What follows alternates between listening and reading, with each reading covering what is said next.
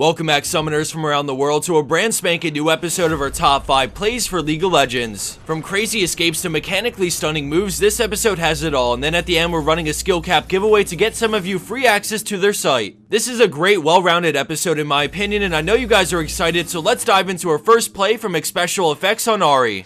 After taking some vision control of Dragon, the enemy team starts to collapse and she's forced to ult away from the tidal wave. Rumble lays down a beautiful equalizer as she moves back in, dashing to land a devastating Q on 2, dropping Nami instantly. Right after, she looks to help Lee Sin with a charm that connects on Shyvana, and then she turns with Caitlyn's ult as she hits another Q on 2, but this time she gets the double. With the remainder of the enemy team in full retreat, it's easy pickings from here as Alistar goes down for the quad, followed by some fresh scrambled eggs for the Pensa.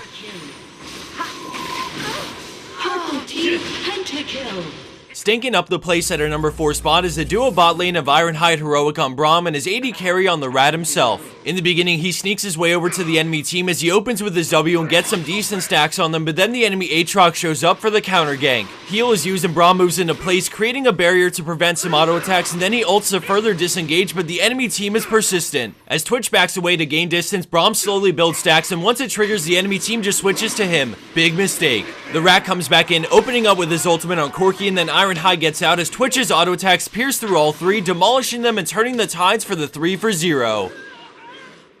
Coming in at third place, we have vayne XD on Gnar with a super quick play that leaves a huge impact. As the enemy team engage, we see Gnar flank as the Fury enrages him and he flash ults all 4 into the wall, followed by the boulder and massive wallop to lock them down. One by one, they smother the enemy team, getting 3 kills off the great flank and engaged by vayne XD.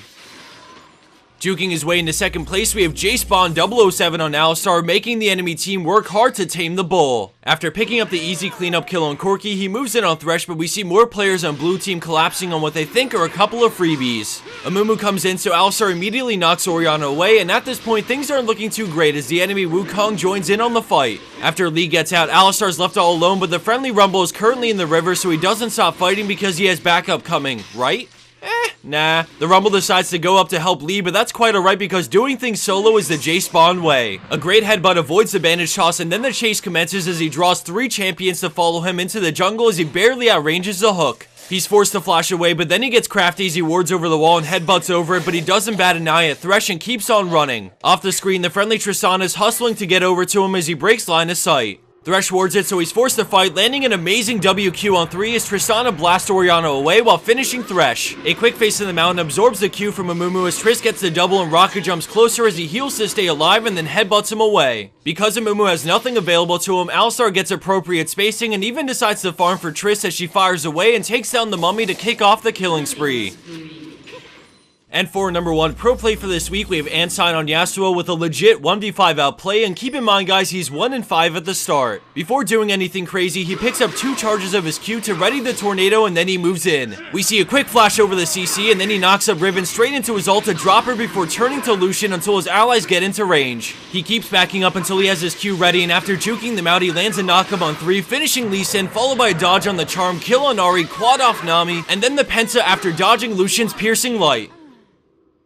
And for the bonus clip of the week, we have HunteRgotbored on Fiora with an interesting mechanic I've never seen before. As this plays on, I wanted to congratulate Ancine, who again was playing the Yasuo in her number 1 spot of this video. For those who don't know, starting with week 199 and going on for 1 full month, our sponsor Skill Cap wants to treat you guys by increasing the reward for earning that number 1 spot from 25 to 100 bucks. That's 4 times the RP we were giving before, and I think that's pretty freaking awesome of them to step in and provide the best reward we've ever had. I wanted to use this time to briefly show you guys a preview of what their website is all about. So as you can see, I scroll down until I find the champion I want to master, and well, Ancine has me curious, how can I get that good at Yasuo? Well, like almost everything, it's a bunch of small little things that once you've mastered come together to improve your game. Some of those things can include mastering how to roam well and how to pick up on Qs so that you can effectively counter roam to make a big impact on the map. There's also knowledge to gain on subjects I don't see covered often, like learning how to counter heavy farmers like Nasus so that they don't go unchecked all game and wreck your face 50 minutes in.